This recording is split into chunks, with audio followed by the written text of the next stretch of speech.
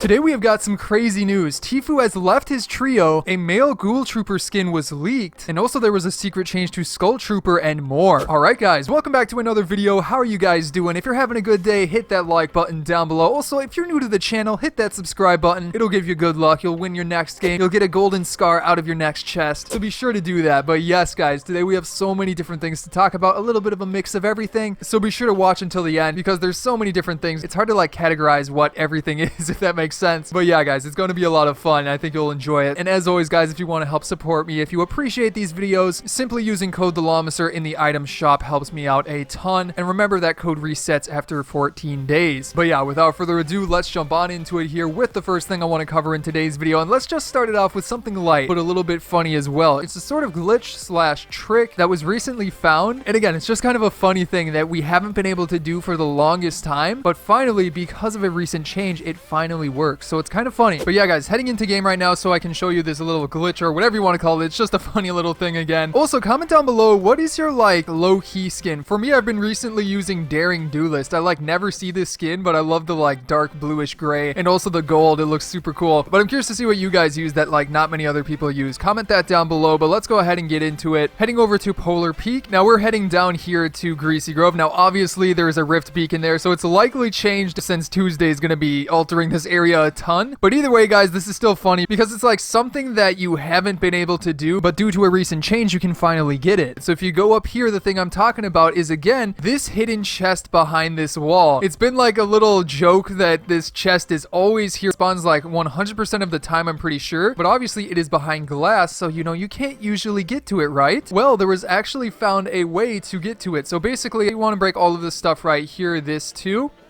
And then after that, you're going to want to place a ramp right there. Now after that, place another ramp here, or maybe not a ramp, but instead a pyramid piece so you can do something like this, because you actually want to break the floor out from below it, but you got to aim down a little bit. There you go. It's starting to break it. As you can see, it takes a little while, but you break it and the loot is right here. As you can see, we got the loot out of the secret chest inside of the ice that you have never been able to get before. I just think that's a really funny like glitch that I wanted to show you real quick, even though, you know, you're likely not going to be able to do it anymore because of this thing right here. So yeah, after that thing guys, let's talk about something that's fairly small, but I still wanted to bring it up because I find it pretty interesting and I haven't really seen anybody talk about it. Basically, it was a change that was added to Ghoul Trooper a while ago, but since, you know, Halloween is up around the corner, and since I recently posted a video all about Ghoul Trooper 2.0, I wanted to retake a look at this because it is kind of peculiar. And by the way, if you missed that video about Ghoul Trooper 2.0, the leaks pointing towards it, things like that, there will be a link to it down below in the description, so be sure to check that video out. But yeah, if we go into my locker here, as you can see with Ghoul Trooper, if you did not know, a few months ago, maybe like 5 or so months ago, they made a change where they updated his eyes to be glowing. In the past, it was just the purple like OG version that had the glowing eyes, but then they made like a silent change. They didn't say anything about it in the patch notes. They just made the variant's eyes glowing, which is very odd to me because again, this was made like halfway between Halloweens. Now this could be a slight reference to a new Ghoul Trooper coming out. Again, we talked about all of that other stuff, but it is peculiar since they do tend to work on skins. I want to say around 6 months ahead. I remember hearing something like that, but I'm not 100% sure. So it is something to take note of alongside all of the other Ghoul Trooper stuff that has been found recently as well. Keeping it going here then guys, there was some interesting stuff that happened between Tfue recently and his trio partners, Cloaksy and 72 Hours. So yeah, Tfue's had a lot of news in the past few months recently. You know, all of that stuff between him and FaZe Clan, which we haven't heard like anything about that ever since the initial stuff about it. But recently, yeah, he's been having some issues with his usual trio. So let's jump into it. Basically, if you didn't know, this happened recently and it was centered around one of the in-game tournaments. Starting it off here with Tfue's end, he had put out a tweet saying basically that he was looking for a new trio and like one that takes competitive seriously, so you know, calling them out. But apparently this stemmed from him turning down a paid deal to do like a sponsored stream or something along those lines for the new Madden game for like $140,000 apparently was what he was offered. But then he said he turned it down because he thought they were going to be doing the tournament, and then later on Cloaksy and 72 Hours ended up doing that Madden sponsored stuff, so Tfue was left without a trio to play with during the tournament, and also he missed out on that sponsored deal. However, after that, 72 Hours and Cloaksy replied, and 72 Hours said at one point, "I even was willing to cancel the deal, which is bad for relations with people, in order to play the tournament if he was that upset over it." And then also like Cloak had gone on to say that Tfue should have just accepted accepted the deal because it's, well, a pretty good deal. And then there was also talk about how Tfue didn't seem to, you know, communicate well that he was offered the deal or things like that. So overall, it's a difficult situation to pick apart, but I am at least curious to see who Tfue is going to, you know, team up with for the future of these tournaments. Are they going to, you know, get back together? Is Tfue going to be able to find a solid trio to play with? Considering that most trios have already been working together for like a month already, it's interesting to see. What do you guys think? Leave your comments down below. Now after that, guys, let's talk about some stuff that has to do with the male version of Ghoul Trooper. Now this was officially leaked, and I was going to maybe talk about it in the Skull Trooper video, but there was so much to talk about with Skull Trooper that I'm just going to add it into this video. But yeah, again, Halloween is coming up soon, and we're very, very likely going to be seeing a male version of Ghoul Trooper according to some leaked files and also some other things. And first of all, starting out with that other thing I want to bring up, and this is just the simple fact that Ghoul Trooper has not released in almost 2 years. That is right, guys. The first Halloween event was when Ghoul Trooper released, and then the second Halloween event came around, but Ghoul Trooper did not release during that second Halloween event, meaning this time it is very likely that we will be seeing Ghoul Trooper returning, since it is one of the oldest skins to not be re-released. And considering that we saw Skull Trooper get re-released, Ghoul Trooper is very likely to follow the same path, especially with a bunch of other new cosmetics like a pickaxe, a glider, and, you know, the usual stuff that comes with a skin set. However, one of the things that was actually found recently in the files was something that would point towards a male Ghoul Trooper, which would make a lot of sense for the other stuff as well. But basically, this file was found by Hypex, Silox, and I believe Lucas7 Yoshi. And what it says is CID TBD Athena Commando, which again has to do with Fortnite. Then it says M Halloween Ghoul Trooper. Now I believe the M means male Ghoul Trooper, but obviously Halloween Ghoul Trooper has to do with, well, Ghoul Trooper. Yeah. So yeah, that is just one file. We're gonna have to wait until closer to Halloween to get more stuff about it. But as of right now, you know, it's like a 90% chance that we are going to be seeing this skin just based off of everything that has been found already. So are you guys excited for that? Let me know down below in the comments. But moving on here, let's talk about the future rift zones. When you're watching this video, it's likely already happened again that, you know, Greasy Grove has returned, or at least the rift beacon at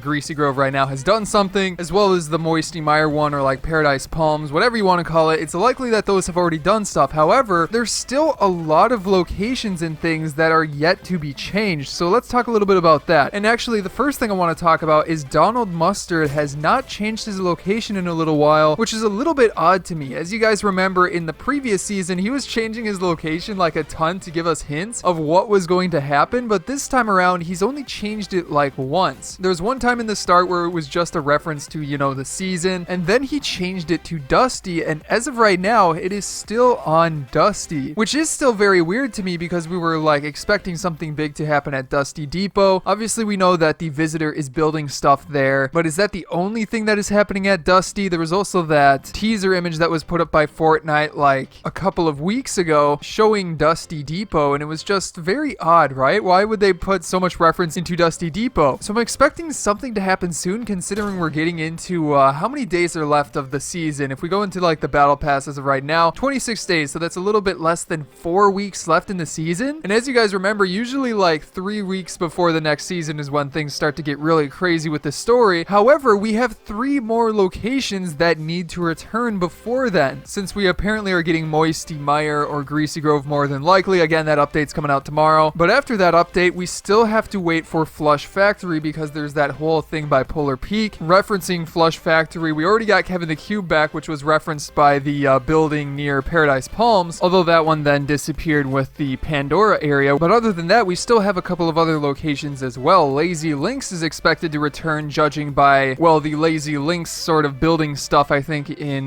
near Lazy Lagoon. And then on top of that, we also have Risky Reels expected to return. So it is possible that over the next 3 weeks or so, those locations are going to be returning, but that still begs the question of when is all the crazy stuff for the end of the season going to start happening? When is all of this, you know, going to make sense? Because we still haven't gotten any real clues about what the visitor is doing with the rift beacons or why he's doing them. We have some ideas about it. We've gone over a bunch of that stuff before, but we're still waiting for some more solid info about it, right? We only got that one picture a couple of weeks ago, and since then we've just had rift beacons and stuff like that. So I'm hoping for more soon, but that looks to be the final timeline of the rift beacons happening, or basically the locations returning. There could be some other ones as well, but those are the main ones. And then finally, guys, for the final thing I wanted to talk about in this video, this is a simple one, but basically the stuff around Fortnite Times It, the Fortnite Fortnite crossover. Obviously, it's going to be happening in the update coming up soon. The update that's either tomorrow on Tuesday in the morning, or if they happen to run into issues, it would then be Wednesday. But as of right now, the likely date for the Fortnite crossover event with it is more than likely going to be happening on Tuesday, likely going to be going live at like 4 a.m. Eastern time. And if there are challenges, guys, you know I'll help you out with them, so be sure to subscribe if you haven't yet, because again, I will be posting a challenge guide to help you out with those challenges. But I'm excited for a new event. We're also going to have to wait and see if Pandora is going to go away, like the Pandora area. Personally, I hope not, because it's such a fun area and I love Borderlands. One of my favorite games. By the way, be sure to use code TheLlamaSir if you're getting Borderlands 3. It helps me out a bunch. But yeah, guys, I'm excited to see what's going to happen. But anyways, that is going to be it for today's video. I hope you enjoyed it, and if you did, be sure to check out some of my previous videos here, such as on the left, going over Ghoul Trooper 2.0, stuff about that, and then below that, my recent challenges guide for, I think, week 6, right? But yeah, again, I hope you guys enjoyed today's video, and I'll see you in the next one.